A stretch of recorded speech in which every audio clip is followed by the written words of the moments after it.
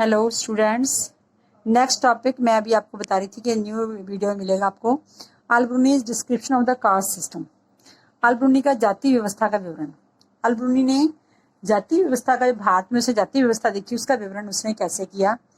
अल-ब्रूनी try to explain the caste system by looking for the parallels in the other society. Caste system के लिए अल-ब्रूनी ने अन्य समुदायों के प्रतिरूपों की खोज के माध्यम से अन्य समुदाय और समुदायों को देखकर उसके पैरेलल प्रतिरूपों की खोज के माध्यम से जाति व्यवस्था को समझने की कोशिश की। उसने जो भारत में जाति व्यवस्था थी उसको समझने की कोशिश की दूसरे और समाजों से देख के। सबसे पहले he noted that in ancient Persia, उसने पर्शिया जो आज का ईरान है, उसने पर्शिया को ध्यान में देखा कि जो प्राचीन फारस था वहां पे भी 4 वर्गों की 4 सोशल कैटेगरीज थी। उसने उनको ध्यान से पढ़ा, देखा, नोट किया। वहां पे कौन कौन सी सोसाइटी थी? नाइट्स एंड प्रिंसेस, वहां पे घोड़सवार और शासक। पहली सोसाइटी किसी होती थी? नाइट्स एंड प्रिंसेस की। दूसरी थे मॉन्क्स, भिक्षु, फायर प्रेस्ट जो अनुष्ठानिक पुरोहित होते थे, जन लॉयर्स वकील वगैरह होते थे वो। तीसरे physicians, astronomers and other scientist. Physician means जो चिकित्सक थे, या खगोल शास्त्री और अन्य वैज्ञानिक। तीसरी सोसाइटी, तीसरा उनका कैटेगरी ये थी। और फोर्थ कैटेगरी में कौन आते थे? पीजेंट्स एंड आर्टिसंस, किसान और कृषक और शिल्पकार। तो पर्शिया में ये 4 तरह की सोसाइटियां थी, 4 तरह की सोशल कैटेगरीज थी पर्शिया में। He attempted to say that social divisions were not unique to India. जो भारत में 4 कैटेगरीज थी वो कहता था कि ये जरूरी नहीं कि भारत में, ये हर समाज में होती है। सोशल डिवीजन जो है जो हर समाज में होती है, उसने ये कहने का कोशिश की जहाँ पे ये सिर्फ भारत में नहीं है। एट द सेम टाइम एक इसी समय उसने क्या, he pointed out that within Islam all men are considered equal. उसने ये भी बताया, ये दर्शाने की कोशिश की कि जो इस्लाम है उसमें सभी लोगों को समान माना जाता था। All man were considered equal. Differing किसके बात पे थी? Only in their observance of pieties, कि धार्मिकता का पालन कैसे करते हैं, कौन धर्म का पालन अच्छी तरह करता है, बस सिर्फ इस बेस के ऊपर उनकी वो था, डिफरेंस था। अदरवाइज सारे मैन इक्वल होते हैं वहां पे कोई कैटेगरी नहीं है इस्लाम में। Al Biruni accepted the Brahmanical description of the caste system.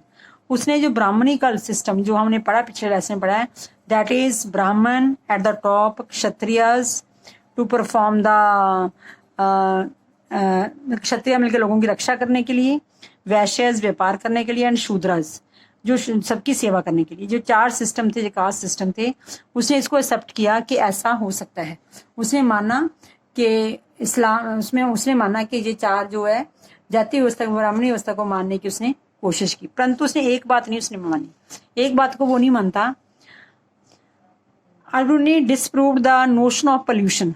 जो पवित्रता का विचार है, जो पवित्रता की मान्यता है कि जो शूद्र है वो सबसे नीची श्रेणी में, कैटेगरी में आते हैं, उस बात को इसने नहीं माना।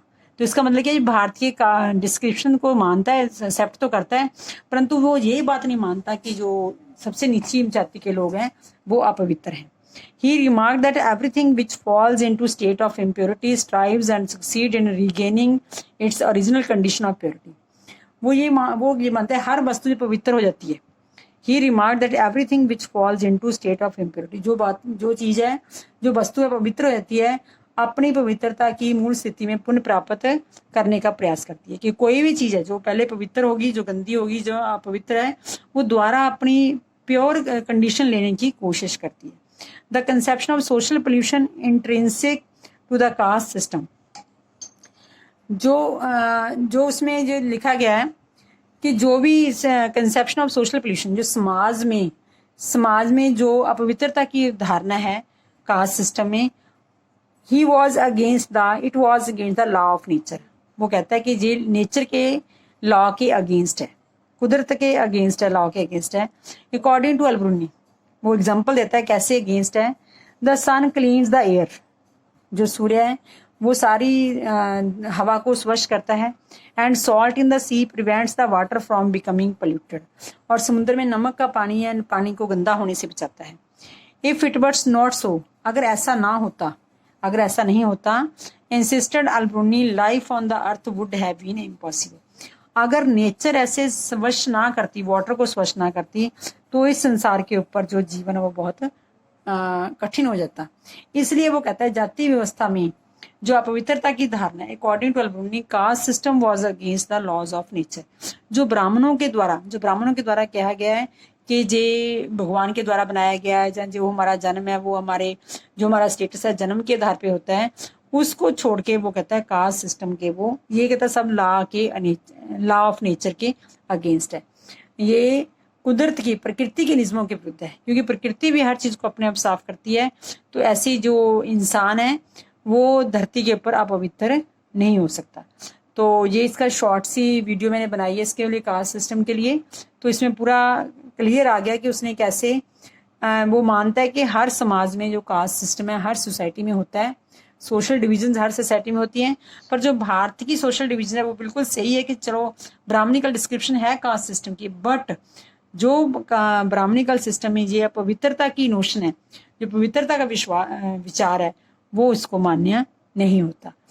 तो ओके, ये अल्बर्नी का कंप्लीट हो गया जो इस लेसन में है।